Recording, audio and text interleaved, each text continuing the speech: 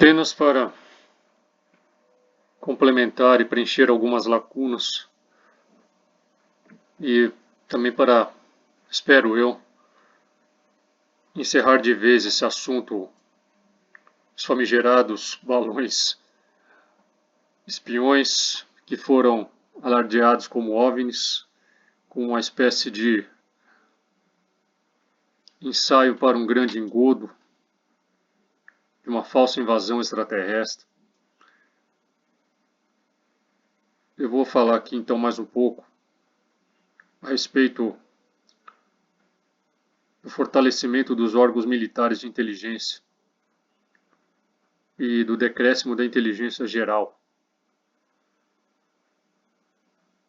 Veja que os ufólogos, muitos deles celebraram a derrubada dos balões espiões chineses como uma grande vitória para a ufologia, pois se eles não tivessem convencido, conforme alegam, o Congresso a caçar alienígenas espaciais, ninguém teria derrubado tais balões, negligenciando que estão apenas contribuindo para aumentar as despesas militares, assim como o poderio do Estado.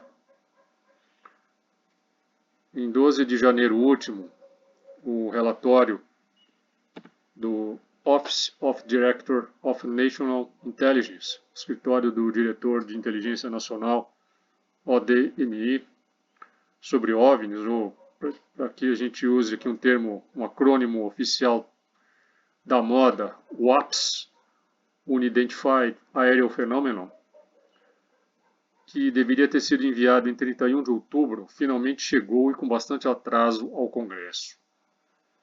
Então aqui vocês estão vendo o logotipo do Office of the Director of National Intelligence, ligado ao National Intelligence Manager for Aviation, que é o responsável por identificar, analisar e integrar dados de inteligência para possíveis ameaças aeroespaciais.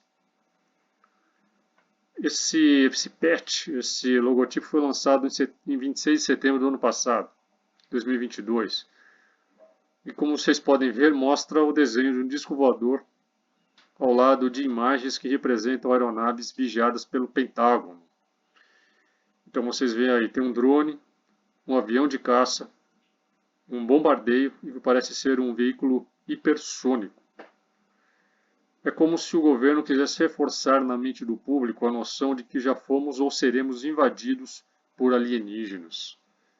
Pergunto, com que propósito? Mas voltando aí ao relatório, pouco antes do prazo final, o jornal The New York Times, do dia 28 de outubro, antecipou o parecer das autoridades governamentais de que a maioria dos avistamentos de OVNIs são provavelmente o resultado de atividades de espionagem estrangeiro, como drones conectados à China ou simplesmente lixo aéreo. O Pentágono manteve a maioria de suas conclusões em sigilo para não revelar à China e a outros países que está ciente de suas atividades, embora mantivessem o Congresso informado sobre algumas das conclusões. Alguns incidentes mais antigos também permanecem oficialmente sem explicação, simplesmente porque não há dados suficientes para uma conclusão final, observou The New York Times. Essa notícia não só causou um grande embaraço por aqueles que afirmam que os OVNIs representam no mínimo algo misterioso e desconhecido, senão um potencial perigo, como antecipou a onda de balões espiões chineses que iria ser detonada no início de fevereiro. Será que foi apenas uma coincidência? Bom, de qualquer forma, poderíamos dizer que a demora valeu a pena, mas na verdade foi uma grande decepção. Incluindo 144 casos do primeiro relatório de 2021, 510 foram recebidos até o final de agosto, 510 casos foram registrados até o final de agosto do ano passado. Um aumento significativo, mas não há detalhamento sobre os casos nesta versão não classificada do relatório. Os dados do All Domain Anomaly Resolution Office,, são tão inconclusivos quanto os dos grupos civis de OVNIs. O relatório da AARO diz que muitos relatórios carecem de dados detalhados suficientes para permitir a atribuição de WAP com alta certeza. Ou seja, como sempre, muita promessa, muita expectativa, muitos gastos, mas pouco resultado. O Pentágono agora tem 510 casos de WAPs, enquanto o projeto Blue Book, que começou em 1947 e terminou em 1969, acumulou 12.618 relatórios e nenhum deles se apresentou ou acrescentou algo significativo ao nosso conhecimento sobre o assunto. O Blue Book listou um total de 701 casos como não identificados, o equivalente a 5,6%, muitos dos quais já foram investigados e explicados por análises posteriores. Quando se classifica um caso como inexplorado, subentende-se que os investigadores realmente não sabem bem o que estão fazendo, o que estão lidando, e têm pouco ou nenhuma compreensão do fenômeno OVNI em si. Poucas semanas antes desse relatório frustrante, no início de fevereiro, deflagrou-se, em confirmação ao parecer do New York Times, a onda de abate de OVNIs.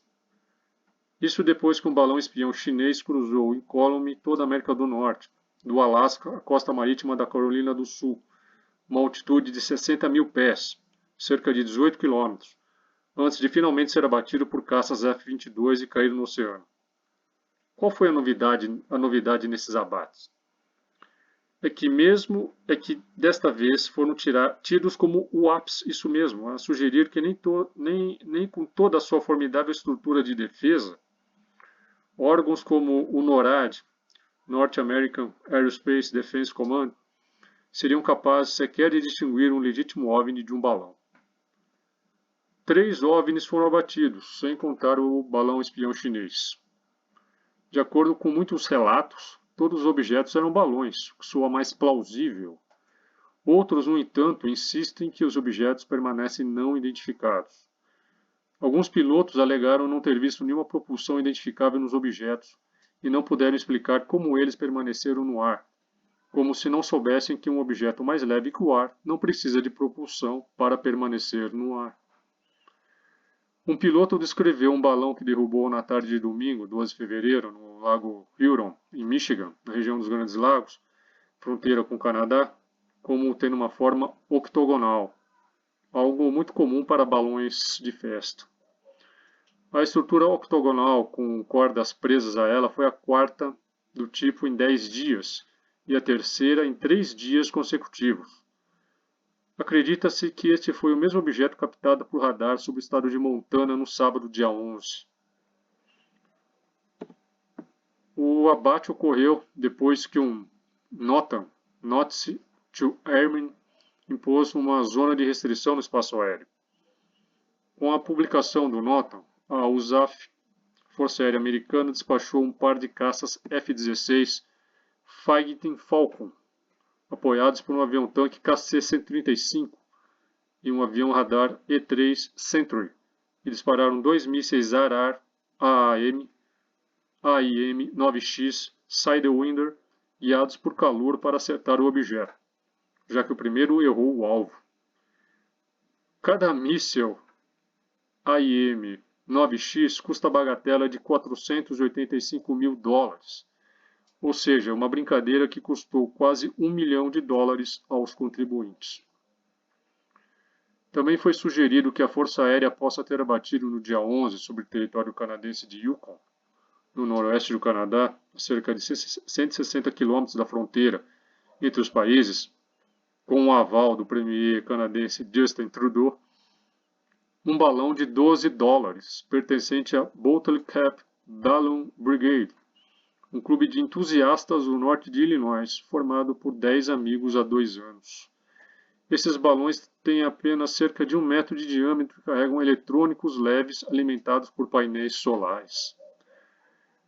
O presidente Joe Biden admitiu que não tinha ideia do que o NORAD havia detectado no espaço aéreo quando ordenou que os militares gastassem cerca de $1,5 milhão em mísseis Sidewinder para derrubar 3 OVNIs que agora se acredita serem inofensivos.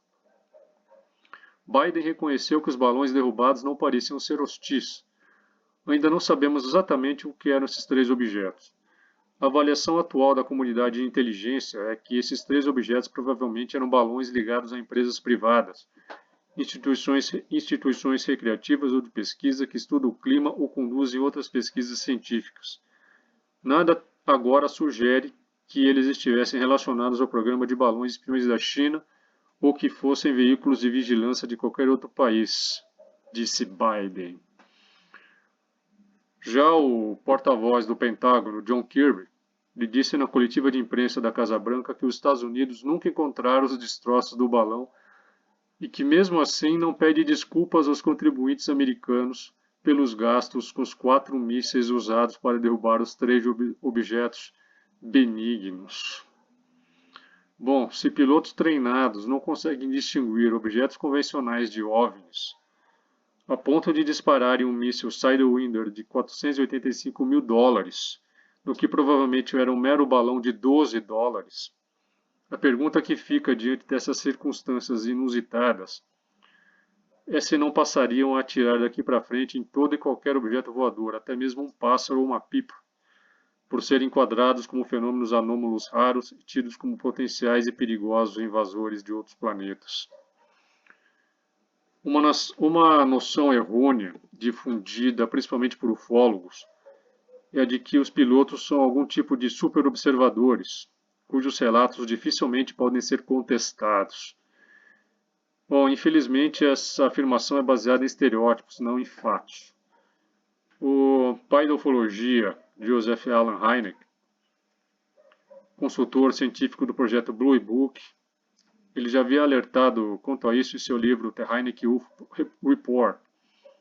Ele disse nesse livro: surpreendentemente, os pilotos comerciais e militares parecem ser testemunhas relativamente ruins.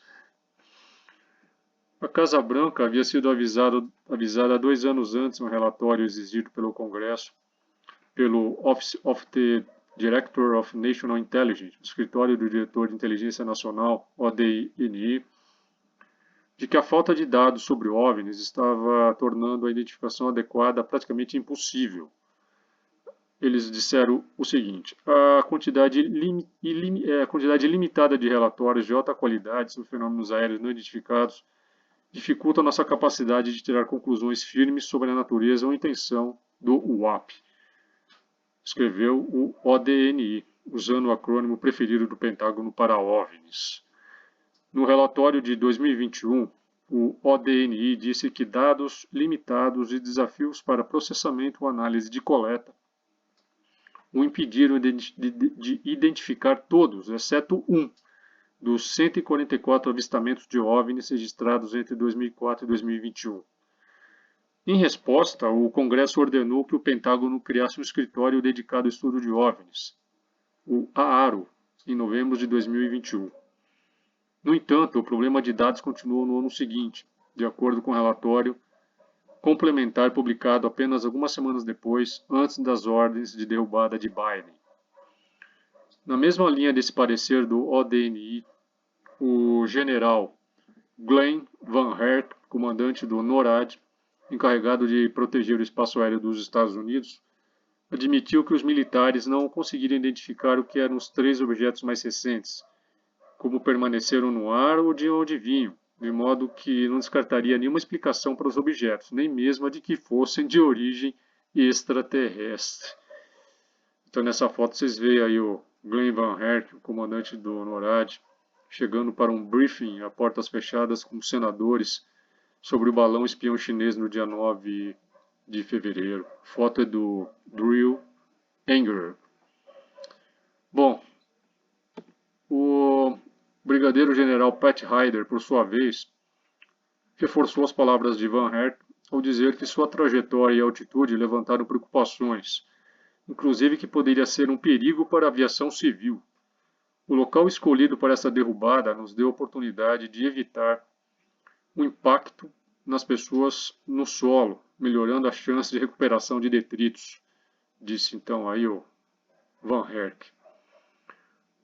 As declarações exageradas dos militares que nitidamente procuraram sugerir a possibilidade de uma invasão alienígena quando já tinha ficado patente que os OVNIs derrubados não passavam de balões de espionagem chineses, levaram a senadora democrata de Nova York, Kirsten Elizabeth Hutnick Gillibrand, e o senador republicano da Flórida, Marco Antônio Rubio, a dar o passo óbvio para exigir mais financiamento para o escritório do Pentágono que eles manipularam para investigar OVNIs. Já o senador democrata de Nova York, Charles Ellis Chuck Schumer, líder da maioria no Senado norte-americano, foi ainda mais longe e aproveitou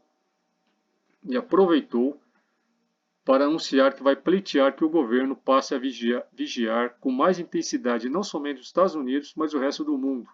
Ou seja, mais controle e vigilância Big Brother. E claro, temos que falar aqui deste grande personagem, que se tornou talvez aí um dos mais populares na ufologia, dos mais queridinhos pelos ufólogos.